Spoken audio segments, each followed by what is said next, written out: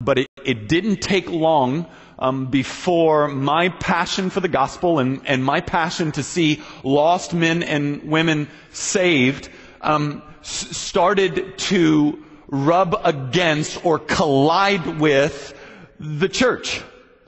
And so it wasn't very long, and I can give you dozens and dozens of stories, but really one that kind of broke the camel's back, where I decided if I was going to do this, I wasn't going to do it as a churchman, because the church, more often than not, was an enemy of conversion and not its friend. I'll give you an example. This turn in me, this break in me happened that God has been just disciplining me on ever since.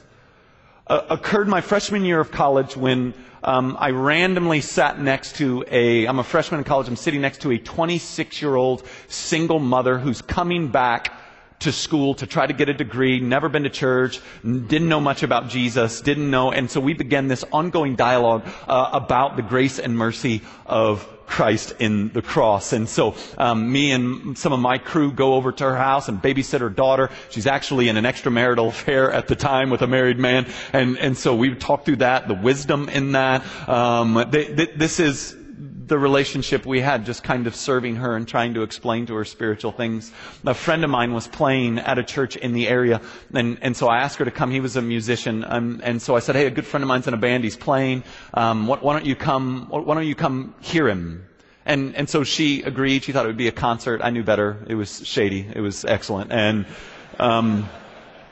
she came with me, and we listened to Robbie play, and he was tremendous, just a real anointed guy. And then the minister got up, and he said, "Today I want to talk to you about sex." And so I immediately go, uh-oh, this could be a problem. And he took a red rose, and he smelled it, and he showed how pretty it was, and then he threw it out into the crowd. He goes, "Everybody needs to smell this." There's about 1,000 of us there, almost all of us college and high school. Smell the rose. I want you to smell it. I want you to touch it. I want you to see the texture in it. Do it, and I'm going to teach. And then he began what honestly, up until this day, and this might have to do with my heart, I'm still wrestling, was one of the worst, most horrific handlings of what sex is and what it isn't that I ever sat through.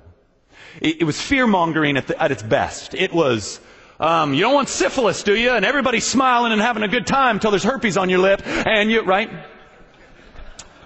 And so I'm just thinking with Kim beside me, what are you doing? What are you doing?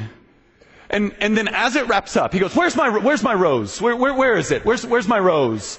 And, some kid came up, the rose is just completely jacked up. It's broken, the things are off, the petals are broken. And he lifts it up, and his big crescendo, his point is to hold up that rose and go, now who would want this?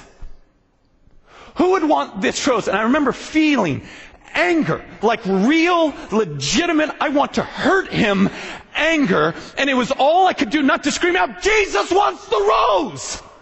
That's the point of the gospel, that Jesus wants the rose.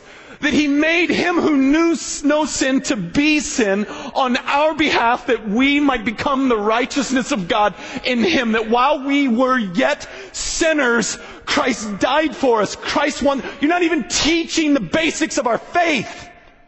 And so I left there and I was really going, okay, I'm done. I'm itinerant. I'm out. If this is the game, I can't play it. I don't know how to play it. And so I was out. And so I went into itinerant ministry and grew very bitter towards the church. All I had to do is see a car with 4 fish on the back, and or just some horrible bumper sticker, the bread of life never gets stale. I just wanted to ram them, all right?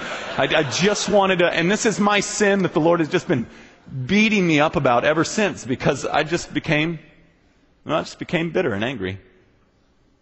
And I just said, if this is what it is, I'm not playing.